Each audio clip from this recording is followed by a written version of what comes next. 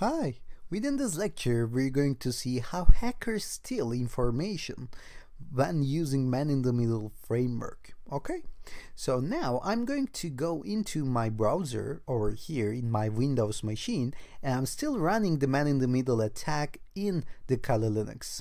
So to begin with, I'm just going to go into the settings and clear the browsing data, because I don't want my existing data to interfere with my operations, so I don't want any miscommunication.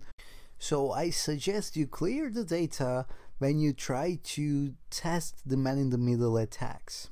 Okay, so now I'm going to go into some website called unicornitems.com.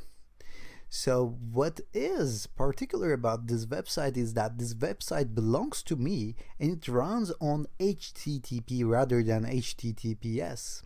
We're going to dive into the differences between HTTP and HTTPS later on, but right now you have to know that HTTPS is the secure connection version of HTTP. So let me in fact show you the difference. If I go to google.com in my host computer, as you can see, it displays a log sign. It says that this is encrypted.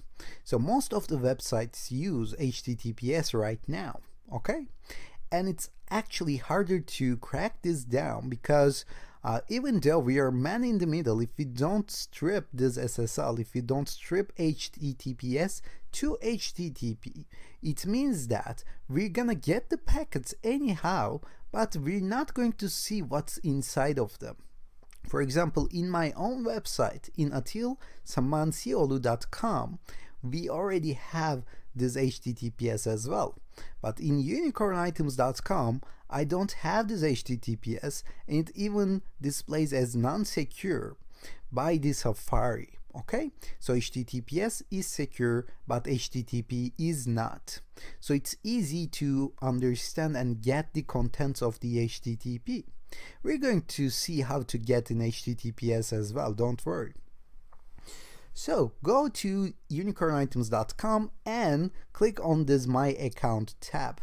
So it will display a login page, and we're going to give some credentials over here. So I'm going to work with some fake credentials like atilsam and 123456 as password. And if I say log in, it will try to log in. Of course it will fail because there isn't an account like that over here, but the general idea is that since we are man in the middle, we should have this packet in Kali Linux. Now if I go back to my Kali Linux, I can just search for these logs and try to find that username and password over here. As you can see, I can see where my user has been browsing.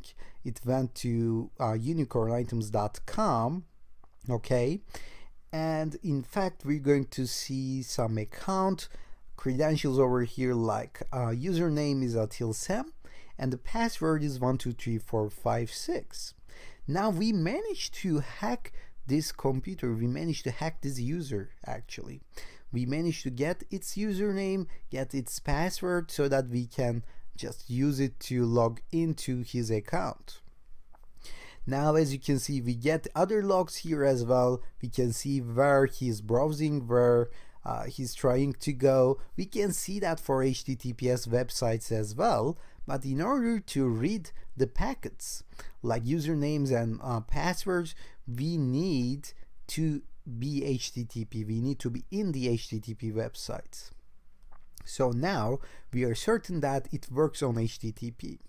So you can test this with other websites as well. If you can find some HTTP websites, it's actually very easy to find. Just try to find some of your favorite websites. But for HTTPS, we're going to learn, but we're going to do that in the next lecture.